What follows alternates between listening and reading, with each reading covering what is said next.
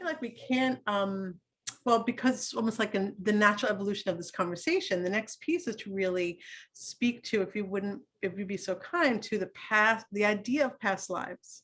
I swear Brian Weiss's, that book changed my life.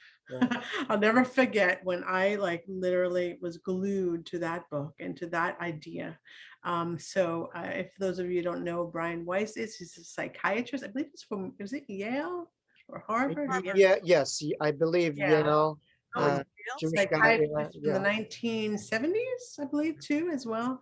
yeah, And he had a very interesting story to share of an unfolding of a particular client and their right. interaction with each other. And this, so a very science-based psychiatrist, really just holding on to the science of things, couldn't explain their experience with each other. So through this client. So I mean, to just share that piece. So Yeah, you speak to yeah, what you believe to be a past life experience, and oh, how that connects somehow to, not somehow, it does connect to the NDE, and the idea of So I'm curious if either one or yeah, anyone can talk about that. absolutely. I look at both of, I think it's very important to have a diagnosis or a label for what we have. If you name it in a way, you could tame it to some degree, as they say.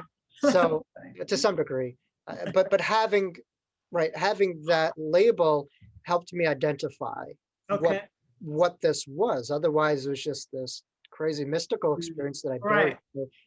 So, much like our clients, you don't want to be limited by it, but it could be very liberating when what exactly it is that you have that's a part of the piece of your puzzle, but not the Right. totality of who you are. Uh, but much like the near death experience, when we say the word past life, I look at it with the same reaction because near death has the word death and past life has the word past. I don't mean to get too heady or too complicated, but with our left brain, that operates on a linear basis, next week, next month, Mm. a week ago. So that's how we operate.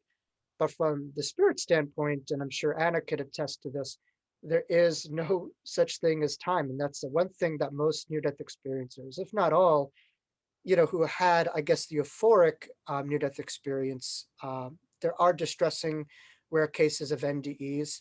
Not all, are the same. There is, definitely common ground. But the one thing that we could attest to is there is no such thing as time. It's just, an illusion.